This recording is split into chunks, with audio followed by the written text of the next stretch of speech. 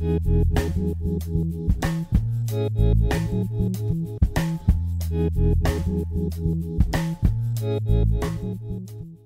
moi, je ne vais pas parler de l'histoire en un sens très général et faire des trémolos sur la longueur de l'histoire de la Méditerranée. Je vais essayer rapidement, avec quelques concepts un peu inattendus,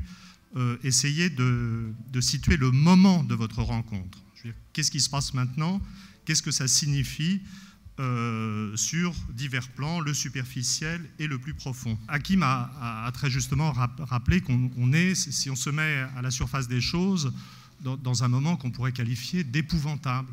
en fait, par rapport à ce qu'on a connu. Je pense en particulier au, je ne sais pas, mon monde de référence, qui est le milieu des intellectuels parisiens, que j'ai vu dériver sous mes yeux dans une préoccupation, je veux dire, para-religieuse, s'inquiétant des différences entre islam et chrétienté, développant une sorte d'islamophobie latente. Je crois que c'est ce qui m'a d'ailleurs amené à m'intéresser à ces questions et à travailler dessus à un niveau plus profond.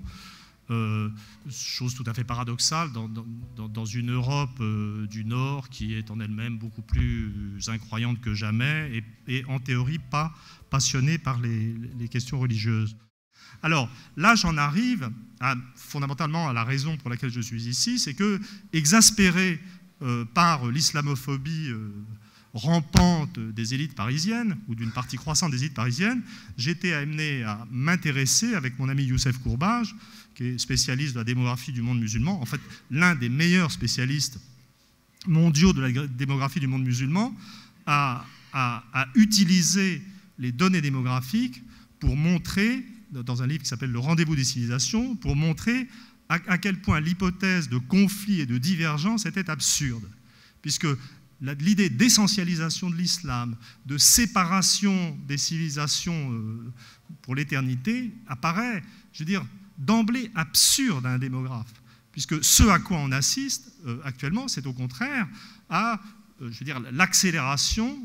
de la transition démographique, de la baisse de fécondité, de la modernisation mentale qui va avec, dans l'ensemble des pays du monde, bien sûr, mais particulièrement dans l'ensemble du monde musulman. Ce qui est important, et ce que je voudrais souligner, c'est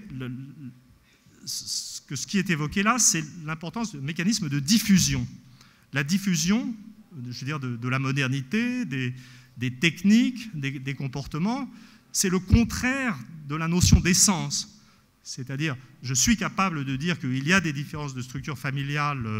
importantes, mais je veux dire, ce qu'on peut aussi et ce qu'on doit dire, c'est que ces différences de structure familiale n'empêchent pas des mécanismes de diffusion très puissants de la modernité et qui ont un rapport avec des phénomènes de simple proximité géographique. Donc Hakim a très bien dit tout à l'heure qu'on est plutôt, on se perçoit comme dans une phase d'éloignement politique ou d'éloignement idéologique, mais la réalité géographique, on la voit dans les chiffres, dans les indicateurs de fécondité. Si vous regardez une carte de fécondité du monde musulman, vous allez voir simplement que la fécondité dans le monde musulman est d'autant plus basse qu'on est proche de l'Europe.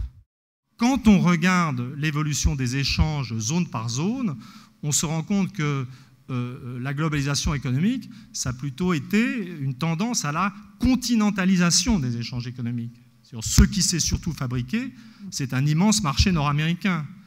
C'est la communauté économique européenne. Et les échanges qui sont vraiment importants pour les Japonais, c'est les échanges avec la Chine. Donc ce que fait apparaître la deuxième phase, la phase économie réelle de la globalisation, c'est plutôt des phénomènes de zone où les contiguïtés géographiques, où les liens humains à courte distance ou à pas si longue distance sont les plus importants. Il faut bien voir que si le système financier s'effondre ou est profondément modifié, si la posture, la prédominance du pompage financier par les États-Unis s'affaiblit, ça implique, je veux dire, je suis à moyenne distance, je veux dire, bien entendu, tout ça évoque aussi des turbulences et des difficultés, mais si on retombe dans l'économie réelle, et si l'économie réelle doit se réorganiser indépendamment du système financier actuel, les phénomènes de contiguïté, de diffusion et l'importance des relations économiques avec les voisins va être libérée et démultipliée. Et dans ce contexte, je veux dire, le modèle pour les Européens, ça va être de passer, je veux dire, de cette espèce de dépendance, de cette laisse financière aux États-Unis, à une conception, je dirais, naturellement et sereinement